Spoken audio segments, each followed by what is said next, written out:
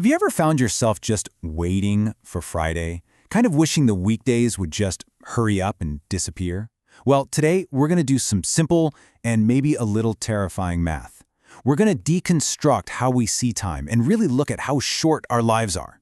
Okay, let's just dive right in. So, for this little thought experiment, we're going to start with a life expectancy of 82 years. That's about the average in a developed country like Canada. And look, obviously this number changes a ton depending on where you live, but for now, 82 is our starting point. 82 years. I mean, it sounds like an eternity, doesn't it? Just this vast, open ocean of time ahead of you.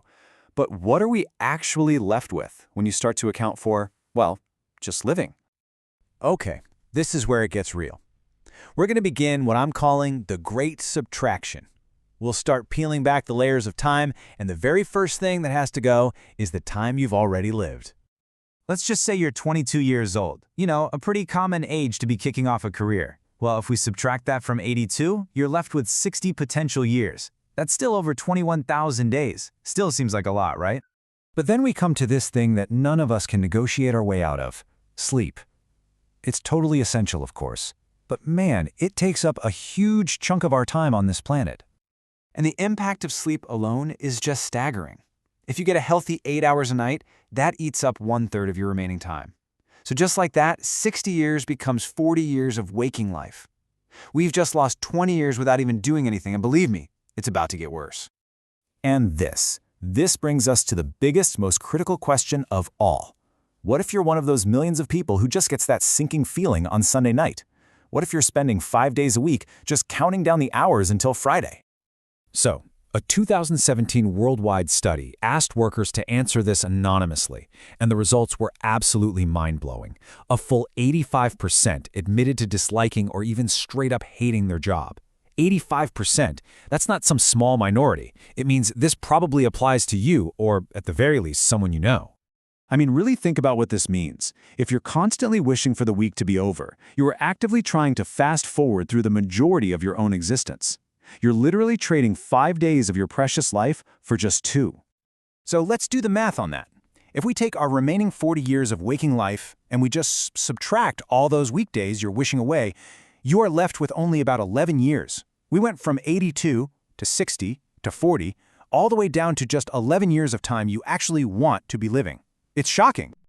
Now, I know what you might be thinking. Hey, I'll get all that time back when I retire. But let's get real for a second. In the US, 68% of people over the age of 65 have some form of disability or mental impairment. So banking on a future when your health is statistically less likely to be at its best, that's not exactly a winning strategy. I mean, this whole thing sounds insane when you lay it all out like this, right? So why do so many of us fall right into this trap? Well, it's all about the psychology behind it, this incredibly powerful force called the habit of waiting. See, the real reason life feels so short isn't just about the math. It's about monotony. It's that feeling when every single day just blurs into the next, and you kind of forget that you're even alive. You're just going through the motions.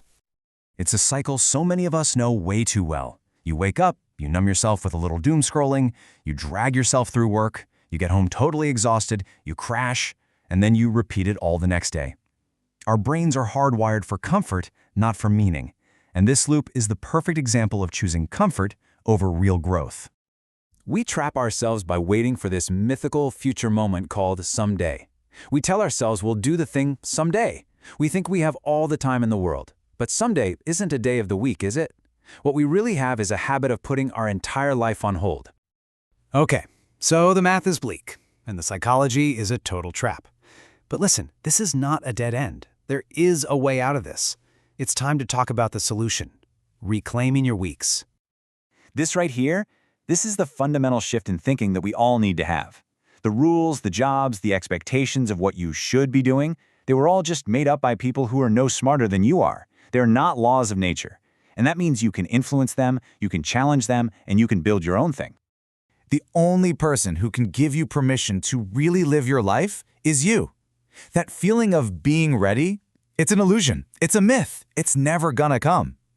The time to actually do something is always and only right now. So what does breaking this pattern actually look like in the real world? It just means taking one small, kind of scary, immediate action. It's not about quitting your job tomorrow. It's about sending that one pitch, booking that flight, making that call you've been putting off. It's about taking one small step that feels uncomfortable but actually moves you forward. So let's reframe this entire thing. Forget 82 years. You get about 4,000 weeks on this planet. That's it. If you're 18, you've already burned through almost 1,000 of them. They're gone. So the only question that really matters is this: what are you going to do with this one?